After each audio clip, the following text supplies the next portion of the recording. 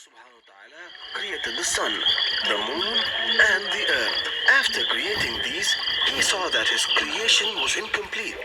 So he asked his angels to collect clay from the earth.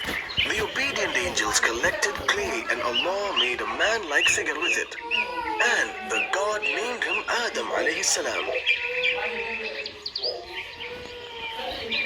But the figure didn't move for 40 long years. It just stood still there. When Iblis saw this figure, he was confused and scared. And after 40 long years, one day, Allah subhanahu wa ta'ala breathed his spirit into Adam alayhi salam. When the spirit reached the head of the figure, it sneezed. When the spirit reached his eyes, he saw all the amazing food lying around.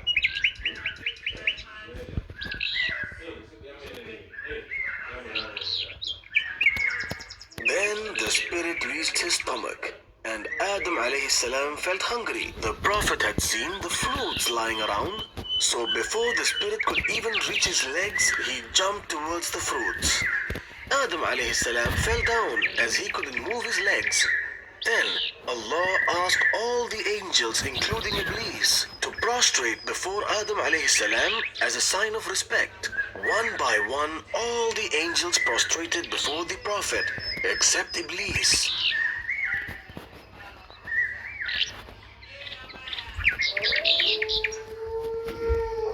Iblis said that he was better than the Prophet, and he was made from fire. Allah got angry with this disobedience, so he banished Iblis from paradise. From that day, Iblis was called as the Shaitan, and he was thrown into the hell. Shaitan was now very angry with the humans as he was banished from the paradise. Because of them, he vowed to take revenge by misleading the humans. Allah then taught Adam the names of every animal in paradise. The lion, the sheep, camel, elephant, dove, peacock, and many more. Allah told the Prophet that he was allowed to eat every fruit in the garden except one. God told the Prophet that he should not eat the fruit of the tree of knowledge and that it was forbidden. And he spent most of his time playing with the animals in paradise. After a few years, the Prophet became lonely as there were no other humans in paradise. Allah subhanahu wa ta'ala saw this, so he decided to give Adam a wife. That night when the Prophet was sleeping, God created the first woman.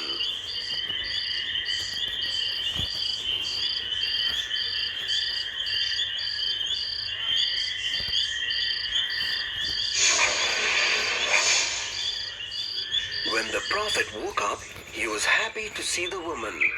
He then named her Hawa because she was made from something living. Both of them lived happily in paradise for a long time. Shaitan was still angry at the humans. Many years had passed by, so Shaitan knew that the Prophet must have forgotten the words of Allah. One day, he made a plan that would banish the Prophet and his wife from paradise. Shaitan came to the paradise and tricked the Prophet and his wife into eating the forbidden fruit.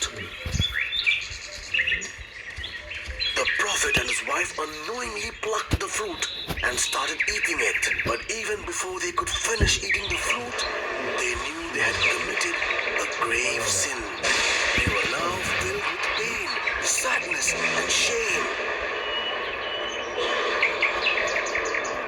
After eating the fruit of forbidden knowledge, they realized they were naked.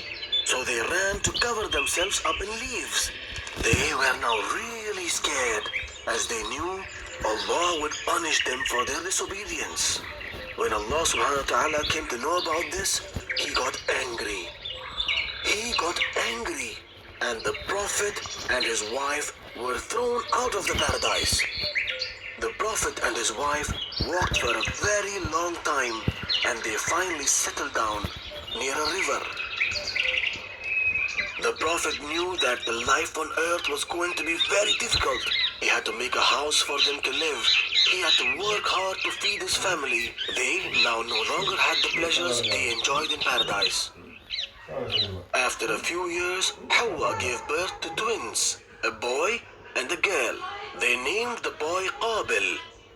And later, Hawa gave birth to another twins, again a boy and a girl. This time they named the boy Habil. Both Habil and Qabil grew up. Qabil took to farming, working in the fields and growing crops. When Habil grew up, he became a shepherd and took care of the sheep. When Habil and Qabil grew up to become adults, the Prophet decided to get them married. Since there were no other females on earth, Prophet decided to get Qabil married to Habil's twin and Habil to Qabil's twin.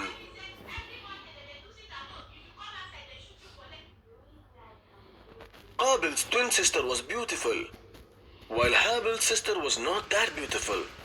Qabil was not happy with the arrangement and he wanted to marry his own sister. There was an argument and the Prophet decided to settle the issue by offering a sacrifice to Allah subhanahu wa ta'ala. It was decided that the one whose sacrifice is accepted will marry Qabil's sister. Habil collected the best lamb from his flock and offered it as a sacrifice to Allah. But Qabil didn't want to offer the best fruits and vegetables as sacrifice. Instead, he chose the bad vegetables and grains for sacrifice. Allah subhanahu wa ta'ala accepted the sacrifice of Habil, but rejected the one made by Qabil. The Prophet was present when they made their sacrifices, and it was decided that Habil would marry Qabil's sister. But Qabil was not at all happy. He was so angry that he wanted to kill Habil. One day Habil was late coming home and the Prophet sent Qabil to search for him. Qabil went searching for Habil and he went to the fields looking for Habil. At last he found Habil walking towards home. Qabil was still angry with Habil. Your offering was accepted, but mine was not. To which Habil replied, Allah only accepts from those who fear him. Qabil was angry to hear this, and he picked up a stone to hit Habil. Habil saw this, and even though he was bigger and stronger than Qabil, he said, even if you stretch your hand to kill me, I will never stretch my hand to harm you, because I fear Allah. This comment further angered Qabil, and he struck him with the stone, instantly killing him. When Qabil realized that Habil was dead, he was terrified and didn't know what to do. He didn't want his father to know what he has done. So he started thinking about ways to hide his sin.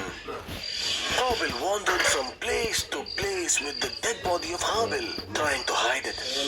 That was when he saw two crows fighting with each other. During the fight, one crow killed the other, and the dead one fell down. The victorious crow then scratched and dug a hole in the ground. He buried the dead crow in the hole he had dug. Then he filled the hole with mud. This gave Qabil an idea.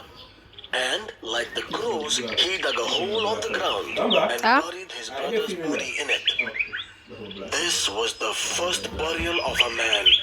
Qabil was ashamed of what he had done. Shaitan had won over him, and he knew that he could no longer go back to his family.